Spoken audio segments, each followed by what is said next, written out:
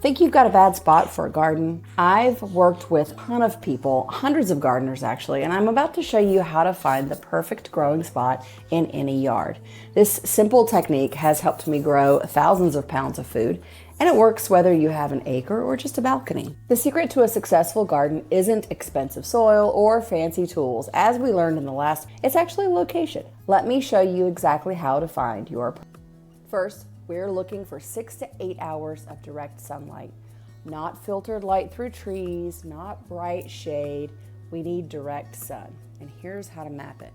I want you to start early morning, around 7 a.m. Mark where the sun hits your yard. Check again at 10 a.m., again at 1, and again at 4 p.m. Those marks that you're making are going to be your sun map. Now you're probably going to want to do this on a day where you'll have access to your yard all day. So maybe a day you work from home or the weekend. The marks that you lay out are going to show you exactly where you get full sun throughout the day. This is way better than guessing, and it's actually how I plan my garden. There are some common mistakes that become obvious once you do this all day long.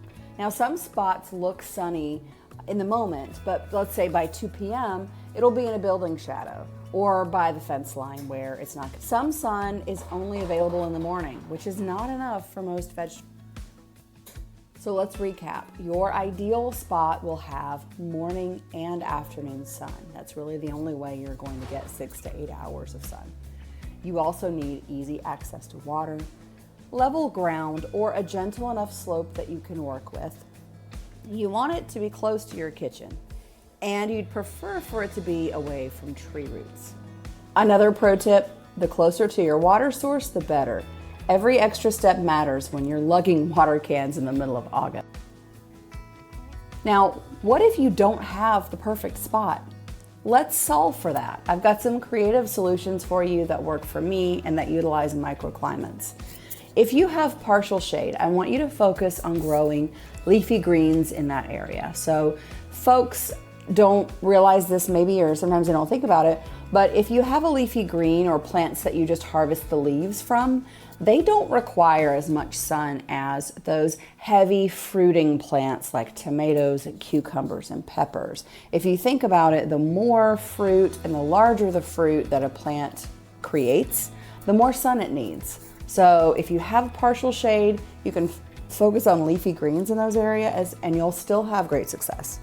Now, do you only have a small space of full sun? Like let's say you have a huge backyard, but the only area where you have full sun is a really small space. That's when you're gonna wanna go vertical. Now, let's say you have mapped out your backyard like we talked about using the sun and the markers, and you've looked at it all day. You realize that the only space in your yard that gets full sun has poor soil. You're going to need to use raised beds. Now, remember we talked about staying away from tree roots. If you have a backyard that's full of trees, you may need to go for raised beds if you can't actually dig into the soil to build an in-ground yard.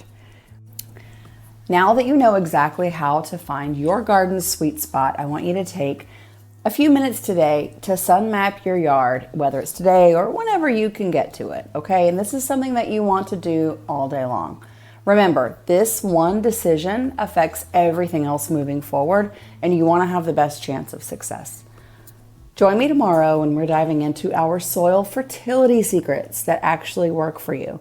I want you to follow to join this challenge, and I want you to drop a comment below when you've found your garden spot. Bye for now. I'll see you tomorrow.